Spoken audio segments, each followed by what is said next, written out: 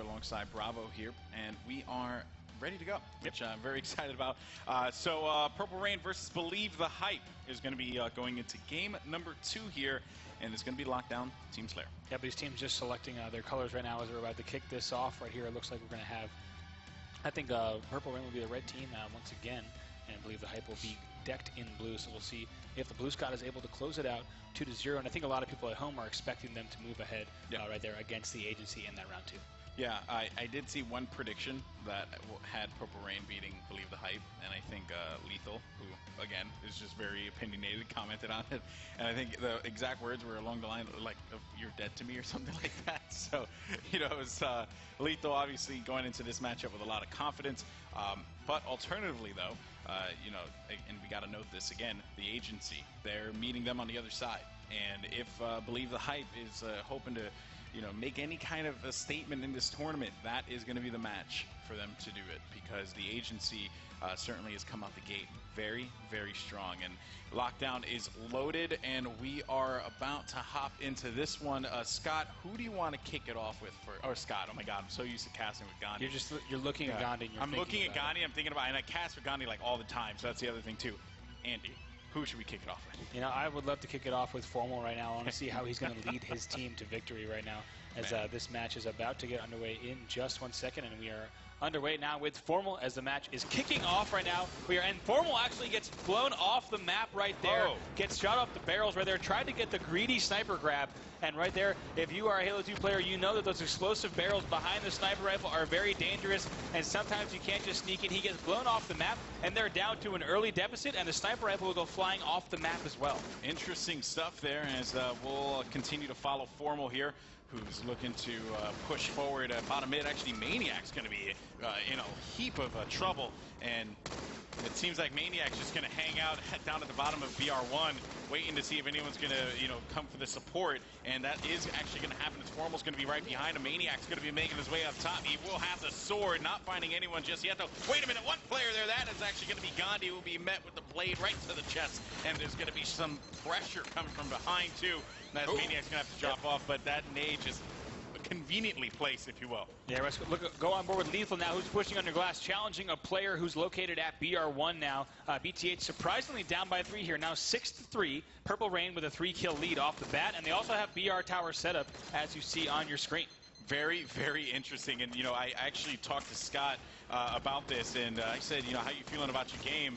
You know, 'cause pretty much no one has you coming out on top. And he's like, oh, we have Lockdown Team Slayers game 2. I'm feeling really good. And I was like, really? And it's showing here. They're up by 2 in this one, and Elite is actually going to be there for the support. Elite is able to get that kill there, but Maniac will pick off Elitist, though, making it 7-5.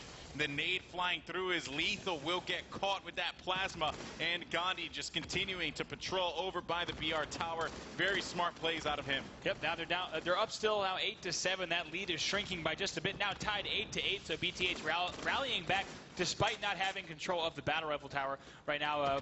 Purple Rain, if they want to make something happen here, needs to make sure they're putting the pressure on and not just sitting back at BR tower. Yeah, that's right, because that could be their undoing there. Maniac's going to be met by Gandhi. 2 players right in front. Is he going to go for the double? No, as he will get crushed by Maniac. Let's go ahead and jump over to him, as he's going to be up top S3. Wait a minute, you're pointing at Lethal here, who's actually hanging around BR tower. So it seems like they have control of the entire map, if you will. Lethal just continuing to apply pressure bottom mid. Yeah, right now what you're going to see is a collapse. When a team has a control of both the battle rifle and the sniper tower, right, polar opposite sides of the map, they're going to start to collapse right now and clean up these kills on elbow right now, increasing their lead 16-10, and it's very likely right now that Purple Rain is going to be trapped in the bottom of the base.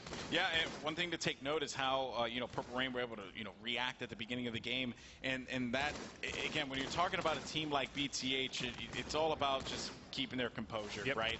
And they knew exactly that they could go down in the beginning of the game. That really wouldn't matter all that much for them. Sniper rifle actually is going to be right for the pick and go. You know, Lethal wants that. That sniper had been naded down. Now he's going to try to pick that up and try to get away. Another nade coming in, though. Somehow stays alive. Now they're up 21-13. Another nade in the window, and that eventually takes him out. A nice nade there from Purple Rain. Yeah, good placement with that plasma, because there was really nowhere he can go at that point. And jumping over to Maniac, who has the sniper rifle, looking to take some faces off here, as he's going to get get a body shot. No, that's actually going to be a headshot there on Elidis. Going for the second one. He's strafing around the pillar, though. Smart plays out of that player as Formal's actually going to be there for the push, and he's going to make his way over to S2 here, looking around the corner, finding one. It's going to be Gandhi. Can he follow it up with the double as well? Legion's going to stop that one. Tell you what, that is a trademark Gandhi ledge right there. Did you see Gandhi was actually standing on the S1 doorway leading to Sniper Ramp? We haven't seen that in quite a while, but it looks like on the 10-year anniversary of Halo 2, Gandhi is right back home on that Snipe 1 ledge. However, they are down 29-17. Formal is going to get the back whack there on Legion, and he's just going to continue to push forward here, bottom mid.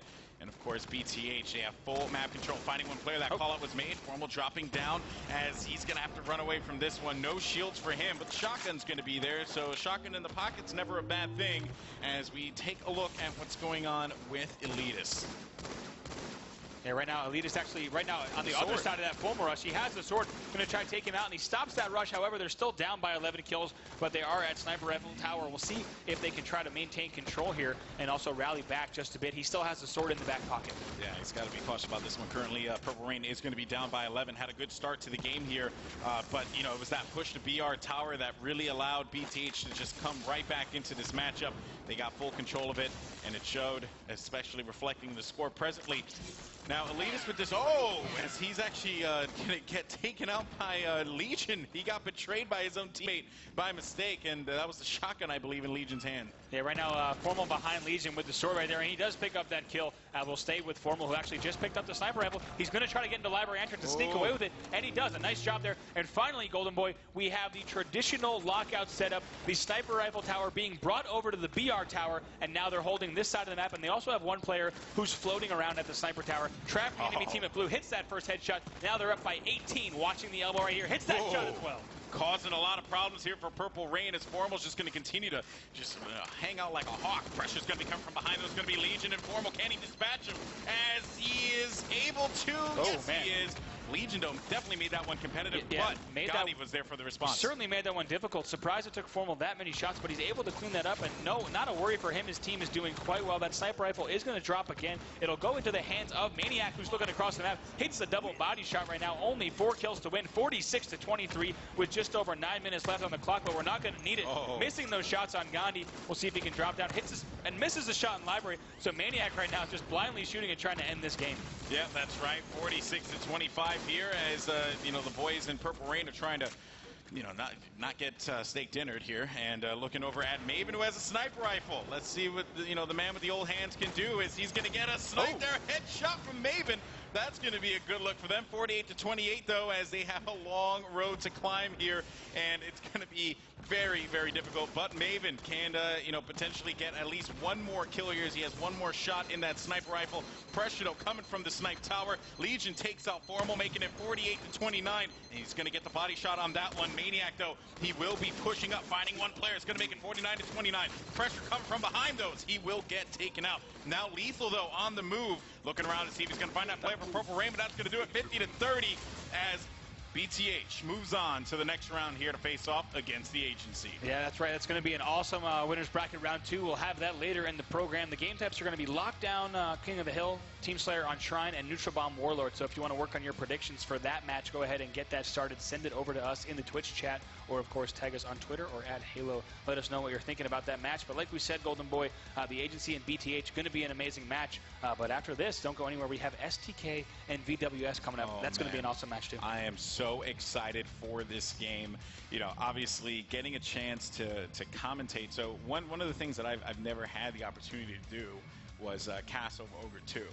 And for me, I am like a super Halo fan from like back in the day, and you know, it's kind of ironic because I'm really good friends with Gandhi, but I hated Carbon as a kid. And I just was not a fan of Carbon, and I was always like a Final Boss fan. So this actually is like kind of a gleeful moment for me, and I'm just super excited to see this team play. But on the other side, though, we have the runner-ups of PAX Prime, BWS Gaming, another team that could easily take this tournament as well. Look, again, it's all going to come down to Nated, you know, of course, whether he truly is the Terminator, and it's just going to be a great matchup. I am pumped for that one. Yeah, Nated, I think on the one side, we'll see what he can pull off. Of course, a very flashy player, also a very consistent player, right? He never to be taken lightly by an enemy team. I mean, if you think about the way he played in Halo 3, he has the potential to also be a very, very fast player. What we're seeing in Halo 2 Anniversary is that's very important. How quickly can you move across these maps? How much damage can you do, right? Naded's certainly one of those players.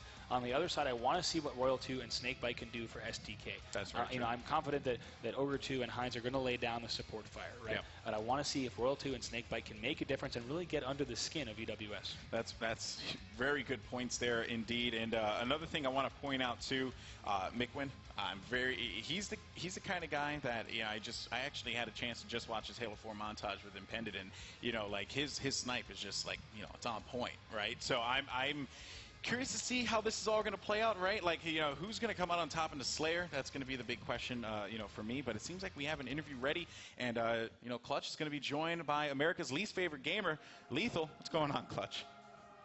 What an intro! Wow. Thanks, Golden Boy. Lethal, you made it look so easy. Let's look at the first map, 5-0 on Capture the Flag. What was the communication like with your team that you guys played so smoothly against Purple Rain? Well, I mean, we did spend a lot of time warming up, probably more than any other team back there, and we played majority of Warlock because haven't really played that since Halo 2 or whatever. We just started off slow, and we have a lot of slaying power, so once we got in their base, we just didn't let up. It also probably doesn't help we're all half of their age. So, but yeah, we didn't take them lightly because we saw what Agency did to Optic, and I expected Optic to win, but we're not taking them lightly, so we wanted to stay warmed up. Can't underestimate any of these teams here, obviously. In the second map, based on age, right? I think you're half my age too, so tread lightly. You're not 40. No, I'm not 40. No, I'm not it. I'm not 40. All right, taking a look at map number 2 on Lockdown, Team Slayer. You had the slaying game in the first map. Is that your game? Would you rather play Slayer every single time, or is the objective-based maps still part of your repertoire when it comes to being a well-balanced and well-flexible team? Honestly, I'd rather play objective. We have a lot of slaying power, but we also know how to execute with it. Whereas something like Lockout Slayer, even if you have a lot of slaying power, it revolves around your setup, and that probably doesn't play into our strengths as much as like a Warlock Flag or something. Well, best of luck in your matchup against the Agency a little bit later today. Very well played for such a young whippersnapper such as yourself. We're going to take a quick break. When we come back, the third series of the day, STK versus VWS. Stay tuned.